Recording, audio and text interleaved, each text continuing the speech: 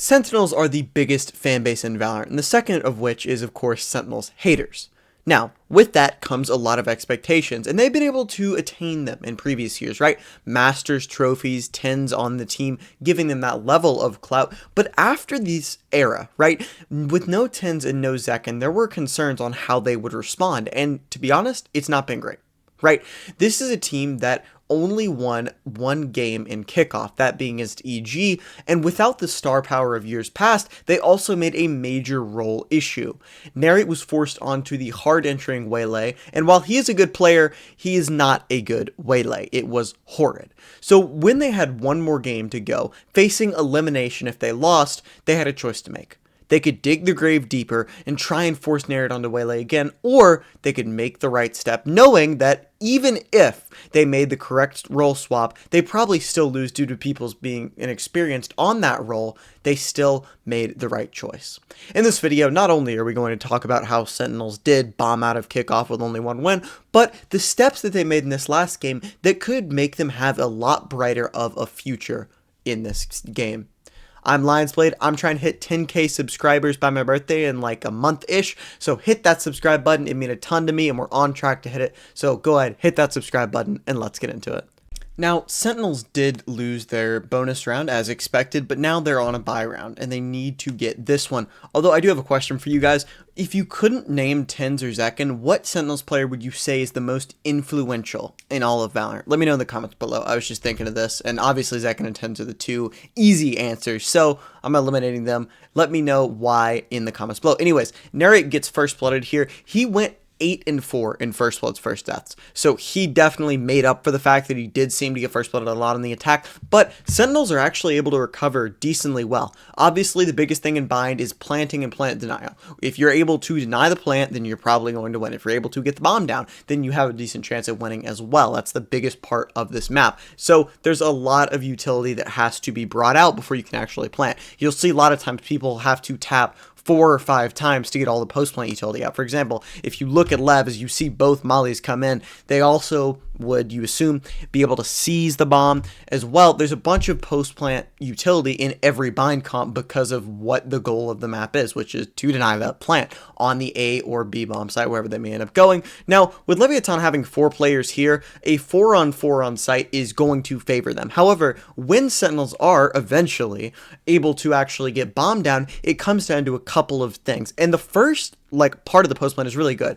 Cortezia over here has a really solid spot. As I said, he got seized, but I do like the attacker sided molly here to try and make sure no one walks up. If you'll notice right here, this was shot from John to make sure no one tries to walk into the smoke or anything. I really like that touch, but some other mollies from Sentinels are not going to go that well, as we'll see in a second here. But right here, the initial fight goes very well. John gets the numbers back to even, and then this fight back here, Viper on Viper violence, Cortezia wins that, but it's all undone. Caillou's in a spot where he can't get traded, and he's in a spammable box.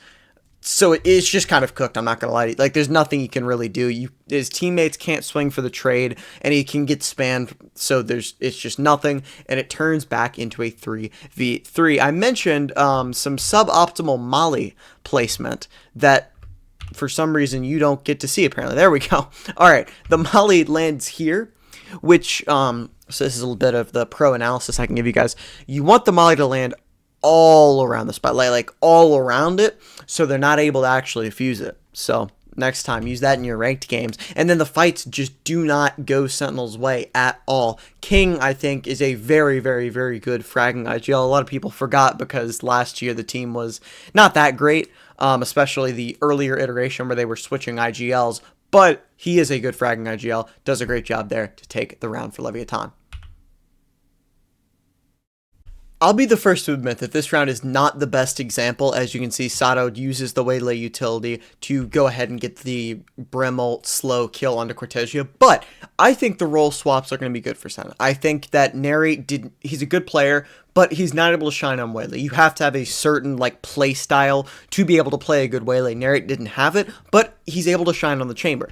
Now, that does not necessarily mean everything is going to be perfect the first time around. Again, I said it on stream earlier, Sentinels are going to probably lose this game no matter what. If they stick with the old comp, the roles were just not good, so it wouldn't work. If they played the new comp, the timing and like the roles were new, and so they're going to have issues with that. Case in point, I'm sure Redux knows this.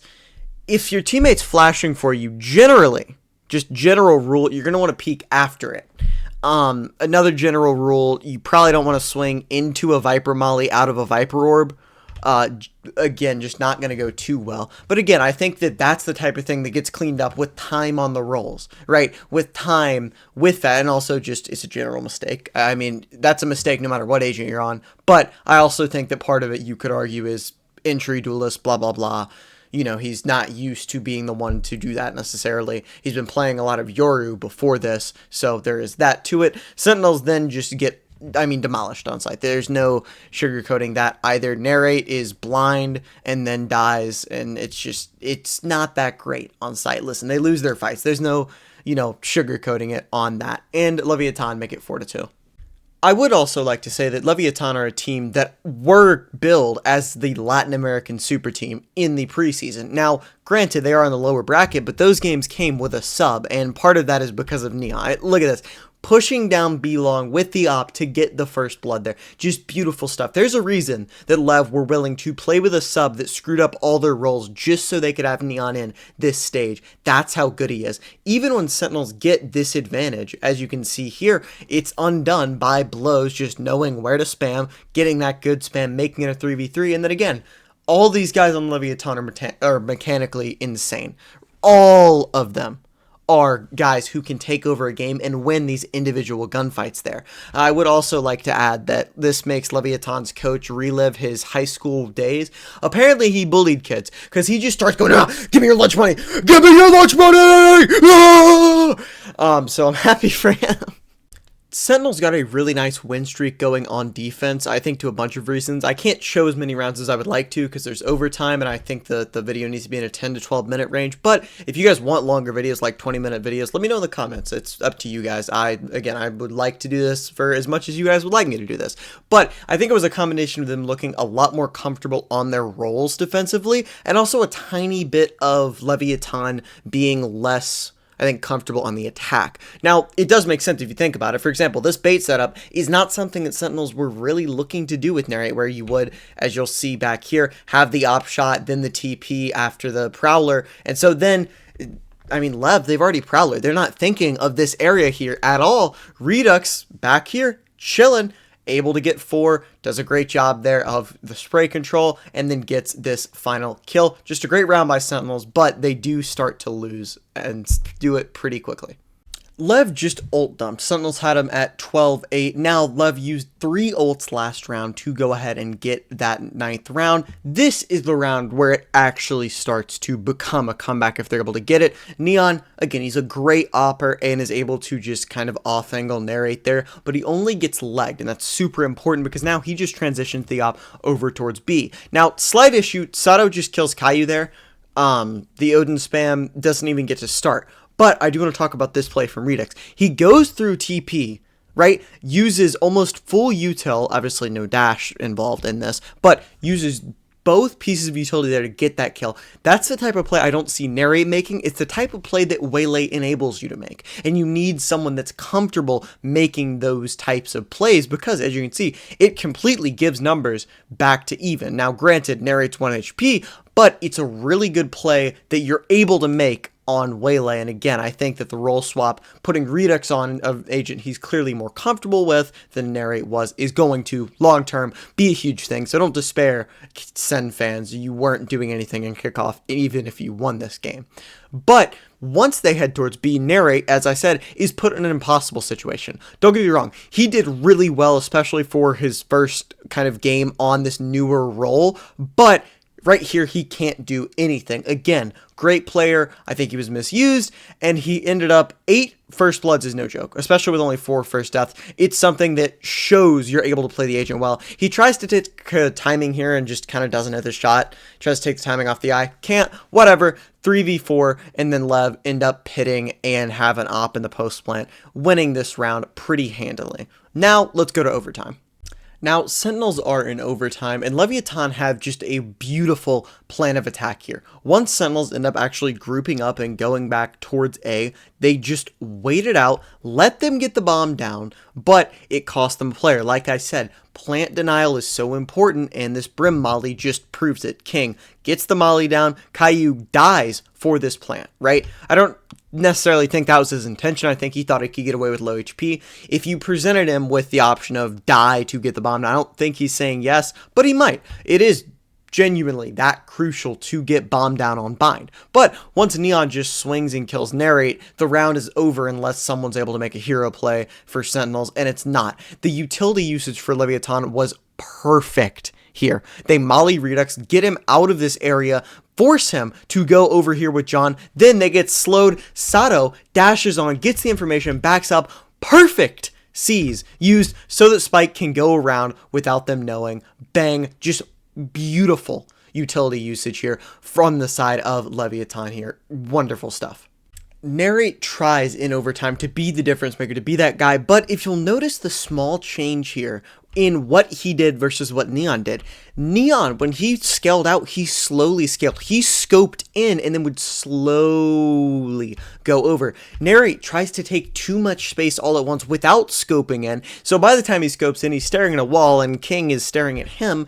Does not go too well for Narrate there. So just a little micro thing that ended up arguably losing them this round. Don't get me wrong, Narrate's the reason they're still in the game, but it's just a little thing that really does end up mattering. Now, for Lev, again, King calling beautifully. He's a great IGL. As I said earlier, probably underrated because of the disaster of the 2025 season, but he does a great job of making Sentinels think they're going A, and then going B, and then coming back to A when Caillou is effectively alone here, right? I also want to talk, Neon's attack op is enabled by this double duelist comp. You're able to let a guy like Neon, who has a great op on duelist, because Sato's the hard entry player taking care of that job. It's a great setup for them with how good of an opper he is.